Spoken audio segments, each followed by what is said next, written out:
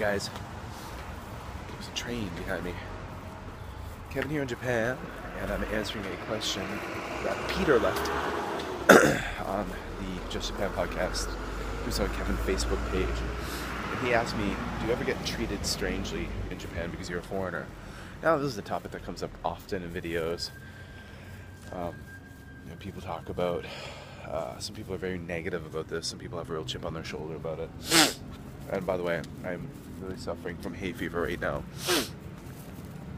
So I sound really funny when I talk, and I'm going to snort and sniff a lot.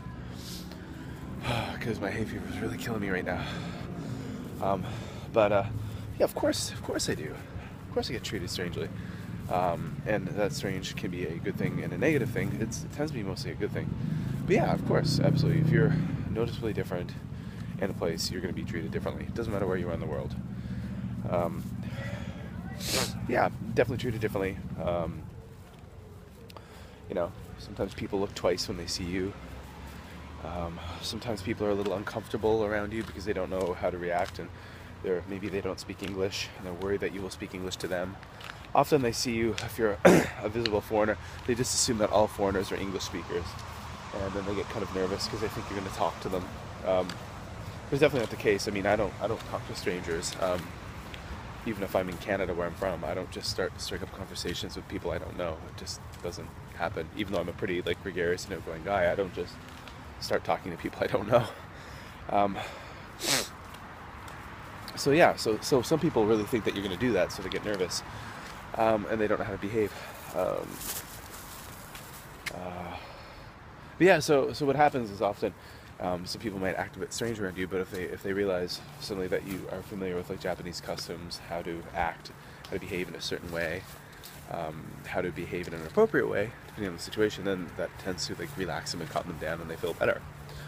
Where I live in a city where there are a lot of foreigners, and specifically my neighborhood, there are a lot of foreigners, and the locals tend to be kind of used to that. So they're used to seeing foreigners around a lot, and they're so used to it for such a long time that often they don't even look twice. They don't care. They don't even notice it. It's just part of the scenery, part of the neighborhood.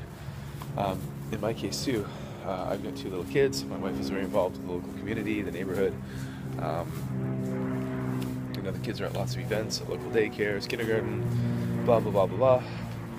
So because of that, a lot of people in the neighborhood know who my family is.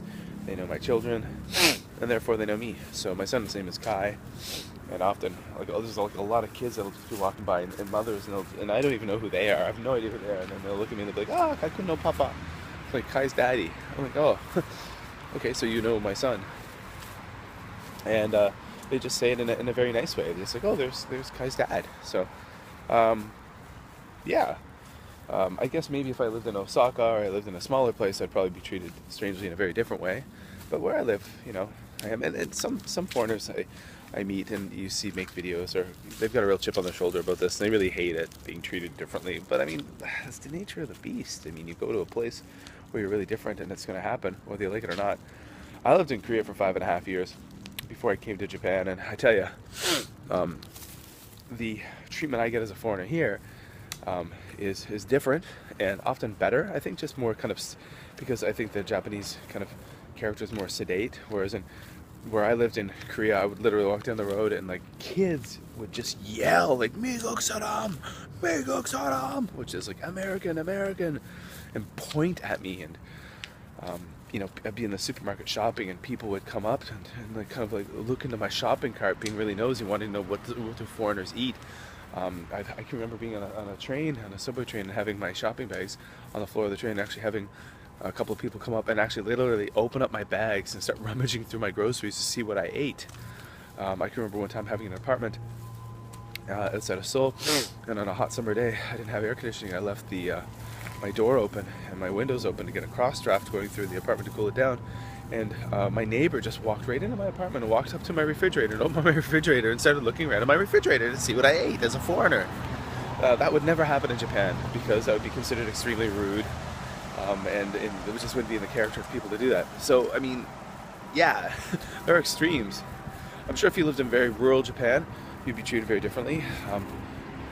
but I assume you'd be treated extremely well. You'd be like a guest, and people would take very good care of you. Although, of course, you would not be like a local, but you're not a local in many ways. I mean, you can integrate into the local community in many ways, as in, you know, you can be accepted part of the community, you can be involved in organizations, this and that. But at the end, doesn't matter, and even, you know, speak the language really well. But at the end of the day, you're different.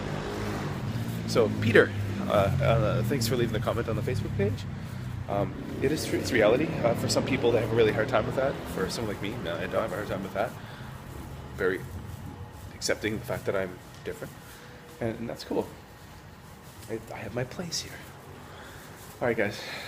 Kevin, making a video. I don't make very many of these often at all anymore. We came up for a walk to try to beat the hay fever, get some fresh air. Seems to be working. So thanks for watching. Check out the links below. Check out the podcast. I just put out a new episode of the Just Japan podcast yesterday. I'll be talking about tokyocheapo.com.